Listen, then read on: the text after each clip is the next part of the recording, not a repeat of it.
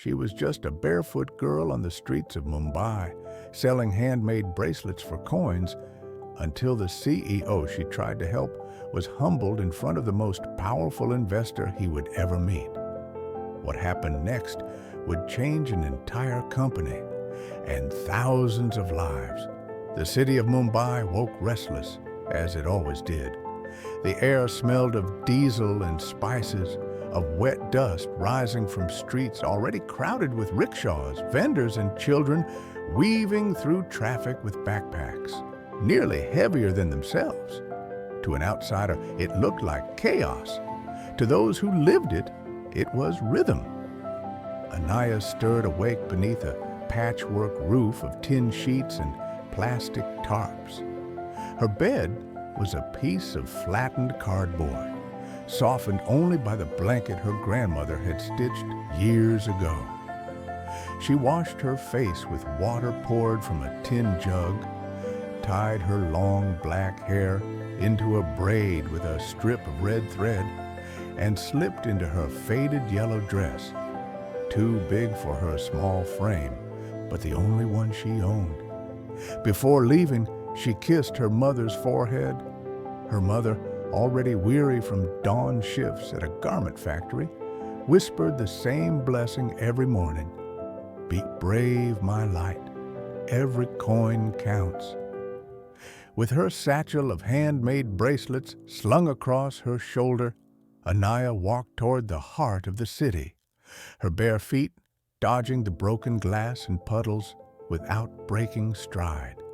Each bracelet carried a story. Her grandmother had taught her to weave beads while telling old folk tales, stories of rivers that forgave, gods that disguised themselves as beggars, and lotus flowers that rose unbroken from mud. Selling them wasn't only survival, it was keeping her grandmother's voice alive.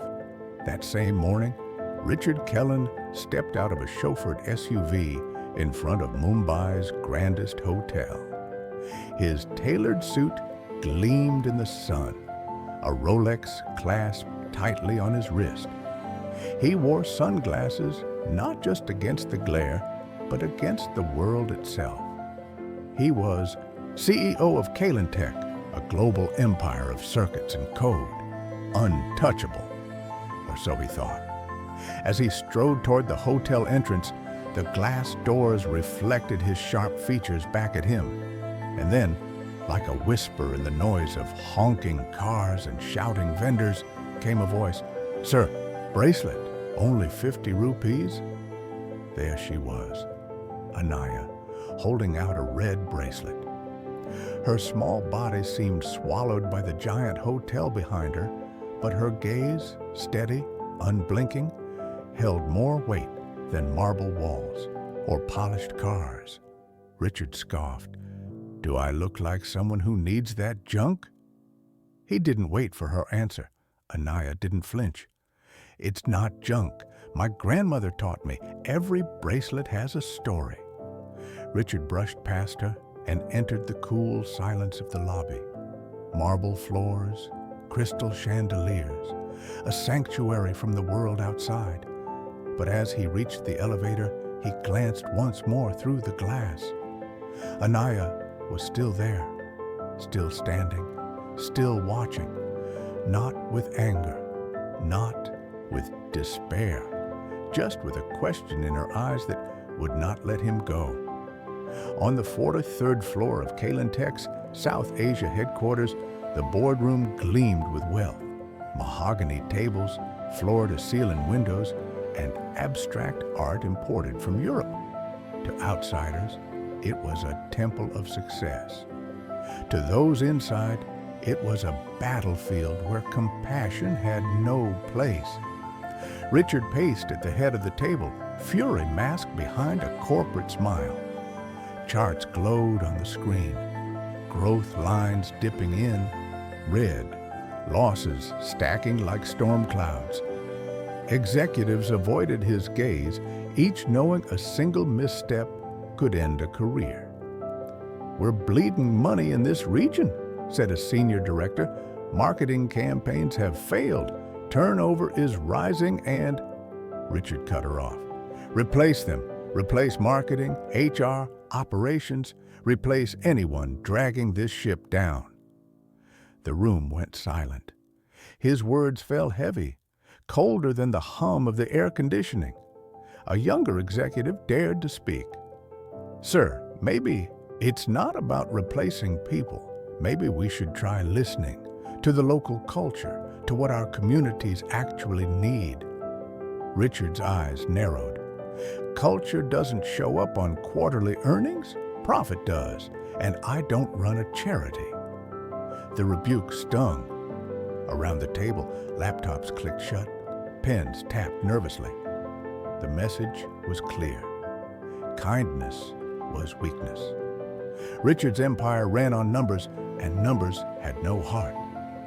Later, in his private glass-walled office, Mumbai sprawled endlessly beneath him. The city buzzed with life. Children weaving through alleys, vendors shouting over spice-laden carts, rickshaws darting like beetles. He didn't see any of it, or rather, he refused to. But her face came back. The barefoot girl, the red bracelet, the way she looked at him, not as if he were powerful, but as if he were small. Richard shook his head, poured himself a glass of wine, and turned back to his laptop. Yet the image lingered like smoke. An alert popped up on his screen. Investor meeting. Rajesh Malhotra, Tuesday, Naha, I am. Richard smirked. Malhotra was old money, one of India's most discreet but influential billionaires. If Richard secured his investment, every red number would vanish, and the girl with the bracelets would fade into dust. Tuesday morning arrived with a sky the color of steel. Inside Kalen Tech's headquarters, the lobby buzzed like a stage before the curtain rose. Security straightened, receptionists adjusted uniforms, and even the marble floor seemed shinier than usual. Everything had to be flawless. At precisely 9 a.m., the glass doors slid open. Rajesh Malhotra entered, not with the grandiosity of a tycoon, but with the quiet gravity of a man who knew he didn't need it. In his early 60s, his salt and pepper beard was neatly trimmed, his kurta simple yet elegant, beige with delicate embroidery. No entourage, no noise, just presence. Richard stepped forward with his rehearsed smile. Mr. Malhotra, it's an honor. We've prepared everything for you. Rajesh's grip was steady, neither weak nor forceful.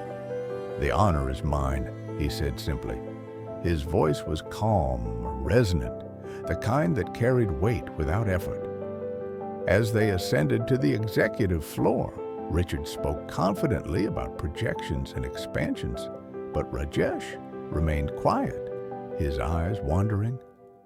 He noticed the receptionist nervously holding a clipboard. He noticed the janitor polishing a brass handle no one else cared about. He noticed everything Richard ignored. In the boardroom, lights dimmed, screens lit up, and Richard launched into his performance. Charts, growth curves, acquisition strategies, every word crafted to impress. He clicked through slides like a conductor leading an orchestra. But Rajesh wasn't watching the slides. He was watching Richard. How he dismissed a secretary with a flick of his hand. How he never acknowledged the analyst quietly taking notes. How every mention of markets or resources reduced people to numbers. When the presentation ended, Richard leaned back. So, Mr. Malhotra, what do you think? Rajesh tapped his finger lightly against the table. Do you ever walk outside these towers, Mr. Kellen? Do you ever see the lives your company touches? Richard hesitated. I travel. I'm informed. Rajesh's gaze didn't waver. "That's not what I asked." Then, slowly, Rajesh reached into his pocket. He pulled out something small, delicate, red string, golden beads, a tiny lotus charm, a bracelet. He set it gently on the table between them. Richard's chest tightened, his pulse quickened. For the first time that day, words abandoned him.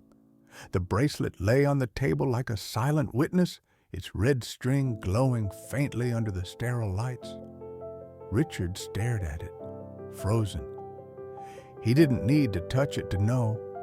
It was the same as the one the barefoot girl had held out days ago. Rajesh's voice cut through. "Her name is Anaya. She is my niece. Her father died in a factory fire 2 years ago, a factory subcontracted under your company's supply chain." His eyes locked onto Richard's. "Do you understand now what your numbers hide?" Richard's mouth went dry. Confidence cracked. He remembered brushing Anaya aside, dismissing her as though she were invisible. Now, in front of the most important investor of his career, that invisibility had turned into a mirror. Anaya appeared at the door, dressed in a school uniform, too big for her frame. She had been brought along by her uncle, though Richard hadn't noticed her presence until now. She stepped inside quietly, holding a notebook against her chest, her gaze steady as ever. "Mr. Kellen?" she asked, tilting her head. No anger, no bitterness, just recognition. For Richard, it felt heavier than any accusation. Rajesh placed a hand on her shoulder. "Leadership is not proven in how you treat those who can offer you everything. It is revealed in how you treat those who can offer you nothing." Back in New York, weeks later, the boardroom pulsed with tension. The long oval table was filled with directors in sharp suits, their eyes fixed on charts projected onto the wall. Numbers, costs, projections, every line dipped lower. Something had to be cut. The CFO cleared his throat. "Our mentorship initiative in India is bleeding money. If we shut it down now, we'll save millions by next quarter. This is business, not charity." Murmurs of agreement rippled through the directors. "Investors want efficiency, not emotional projects. We can't afford sentimentality." Richard sat at the head of the table, silent. The red bracelet rested against his wrist, hidden beneath the cuff of his shirt. But its weight was iron. Memories struck him. Anaya's gaze, Rajesh's words, the shame in his own reflection. He realized the numbers represented not just costs, but lives. Richard rose. The murmurs died.